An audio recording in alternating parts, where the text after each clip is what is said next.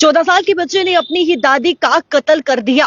2600 रुपए ना देने पर पोते ने अपनी ही दादी को मौत के घाट पहुंचा दिया। ये मामला लखनऊ के मलिहाबाद से सामने आया है, जिसे सुनकर हर कोई दंग उठ रहा है। 14 साल का बच्चा जिसने अपनी ही दादी का गला घोंटकर उन्हें मृत्यु के घाट पहुंचा दिया। आपको बता दें कि 14 साल के बच्चे ने अपनी दादी से 2600 रुपए मांगे, जहां पे उसने कहा कि उसे स्कूल फी और कुछ कपड़े जो है वो उसे खरीदने हैं, लेकिन दादी ने मना कर दिया। दादी ने कहा कि उनके पास 2600 रुपए नहीं है। बच्चे ने फिर कहा कि मुझे 2600 रुपए चाहिए। दादी ने मना कर दिया और उसके बाद बच्चे को गुस्सा आया, जहां पर बच्चे ने यानी कि 14 साल के बच्चे ने अपनी ही दादी का गला घोंट दिया। इतना ही नहीं बल्कि ये सुनिश्चित करने के लिए कि दादी मरी है या जिंदा है, उसे पिल्लों से जो है उनकी सांस बंद करने का जो है वो प्रयत्न किया, यानी कि ये सुनिश्चित किया कि दादी मरी है या नहीं। इतना ही नहीं बल्कि शातिर दिमाग को आप देखिए, 14 साल के बच्चे का शातिर दिमाग, जहां पर उसने अपनी दादी को यानी कि मारने के बाद उसे बेड पर लेटा दिया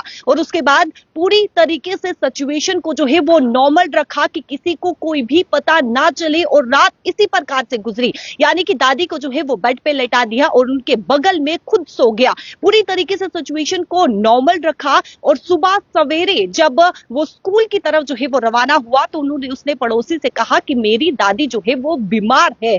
दादी की बेटी जिसने कॉन्टिन्यूसली जो है वो फोन किया और मां का फोन ना उठने पर जो है बेटी काफी ज्यादा टेंस होगी, जिसके चलते पड़ोसियों से कहा और पड़ोसियों ने देखा कि दादी जिनका नाम विद्यावती देवी है वो मर चुकी है। और उसके बाद पुलिस को बुलाया गया और पुलिस ने तहकीकात की तो तब ये खुलासा हुआ। पुलिस ने बताया कि बच्चे ने ये बताया है कि उसने दम घोट कर यानी कि गला घोट कर जो है और उसके बाद पिल्लों के सहारे ये पूरी तरीके से सुनिश्चित किया कि दादी मरी है या जिंदा है। ये पूरी तरीके से अब देखिए कि किस प्रकार से एक शातिर दिमाग ने, एक 14 साल के बच्चे के शातिर दिमाग ने किस प्रकार से जो है वो बूढ़ी दादी को जो है वो मृत्यु के घाट पहुंचा दिया, केवल और केवल 2600 रुपए ना देने पर। बच्चे ने 2600 रुपए की मांग की थी कि उसे कुछ कपड़े और साथ ही साथ स्कूल फी देनी है, और दादी ने मना कर दिया और दादी को ही पोते ने जो है वो मौत के घाट पहुंचा दिया। मैं आपको बता दूं कि पोता जो कि अपनी दादी के साथ रह रहा था,